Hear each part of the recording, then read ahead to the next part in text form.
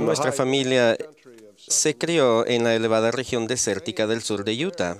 Llueve poco y hay esperanzas de que habrá suficiente humedad para el calor del verano. Antes, como ahora, esperábamos la lluvia, orábamos por lluvia y en tiempos difíciles ayunábamos por lluvia. Se cuenta que un abuelo llevó a su nieto de 5 años a un paseo por el pueblo. Finalmente llegaron a una pequeña tienda de comestibles ubicada en la calle principal y se detuvieron a tomar un refresco. Un turista se acercó al anciano y señalando una pequeña nube preguntó, ¿cree que va a llover? Así espero, contestó el anciano. Si no por mi bien, por el del niño. Yo ya he visto llover.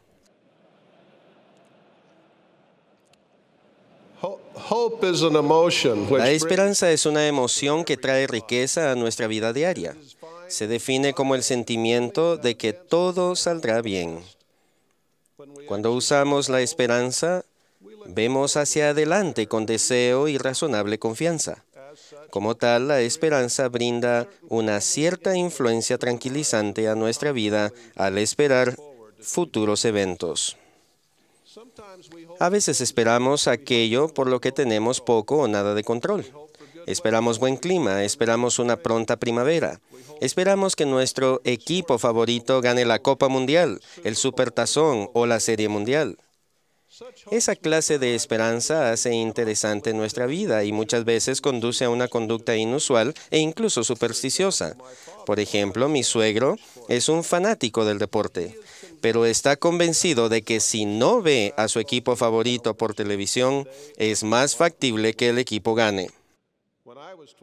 Cuando yo tenía 12 años, insistía en ponerme el mismo par de calcetines sucios para ir al juego de béisbol con la esperanza de ganar. Mamá hacía que los dejara afuera de la casa.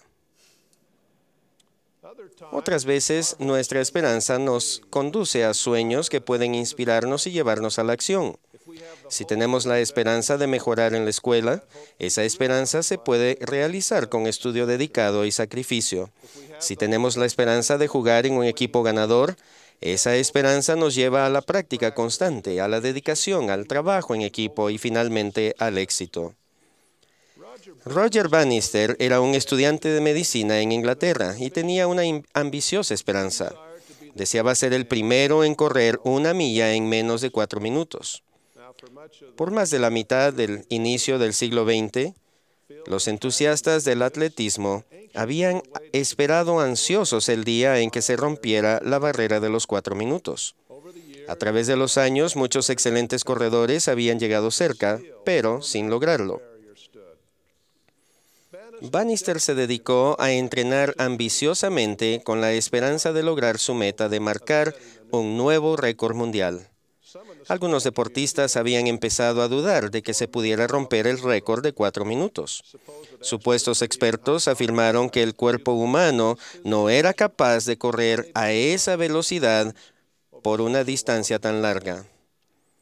Un día nublado del 6 de mayo de 1954, se realizó la gran esperanza de Roger Bannister. Cruzó la meta en 3 minutos 59 segundos y 4 décimas, marcando un nuevo récord mundial. Su esperanza de romper la barrera de los 4 minutos se volvió un sueño que se logró con entrenamiento, trabajo arduo y dedicación. La esperanza puede inspirar sueños y estimularnos a realizarlos. Sin embargo, la esperanza sola no nos hace triunfar. Muchas esperanzas honorables no se han cumplido, naufragando en las rocas de las buenas intenciones y la pereza. Como padres, nuestras más preciadas esperanzas se centran en nuestros hijos. Esperamos que crezcan para llevar vidas responsables y rectas. Pero esas esperanzas fácilmente pueden frustrarse si nosotros no actuamos como buenos ejemplos. La esperanza sola no significa que nuestros hijos crecerán en rectitud. Debemos pasar tiempo con ellos en la noche de hogar y en buenas actividades familiares. Debemos enseñarles a orar. Debemos leer las Escrituras con ellos y enseñarles importantes principios del Evangelio. Solo entonces será posible que se realicen nuestras más preciadas esperanzas. Nunca debemos permitir que la esperanza sea desplazada por la desesperación. El apóstol Pablo escribió que con esperanza hemos de arar. El ejercicio de la esperanza enriquece nuestra vida y nos ayuda a ansiar el futuro. Ya sea que haremos campos para plantar o nos abramos camino por la vida, es imprescindible que como santos de los últimos días tengamos esperanza. En el Evangelio de Jesucristo, el deseo de sus seguidores es la esperanza de lograr la vida eterna mediante la expiación del Salvador. Esa es verdaderamente la esperanza que todos debemos tener. Es lo que nos distingue del resto del mundo. Pedro amonestó a los primeros seguidores de Cristo de estar siempre preparados para responder con mansedumbre y reverencia a cada uno que os demande razón de la esperanza que hay en vosotros. Nuestra esperanza en la expiación nos faculta con una perspectiva eterna. Dicha perspectiva nos permite ver más allá del aquí y ahora, hacia la promesa de las eternidades. No tenemos que estar atrapados en los estrechos confines de las caprichosas expectativas de la sociedad. Somos libres de ansiar la gloria celestial, sellados a nuestra familia y seres queridos. En el Evangelio, la esperanza casi siempre se relaciona con la fe y la caridad. El presidente Dieter F. Uchtdorf ha enseñado: la esperanza, junto con la fe y la caridad, constituye una de las tres patas de un banco.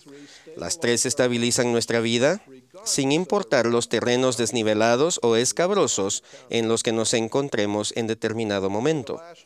En el último capítulo del Libro de Mormón, Moroni escribió: por tanto, debe haber fe, y si debe haber fe, también debe haber esperanza.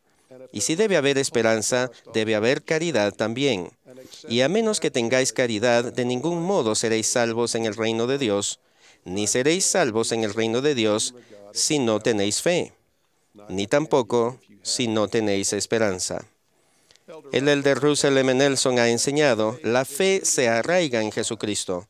La esperanza se centra en la expiación. La caridad se manifiesta en el amor puro de Cristo.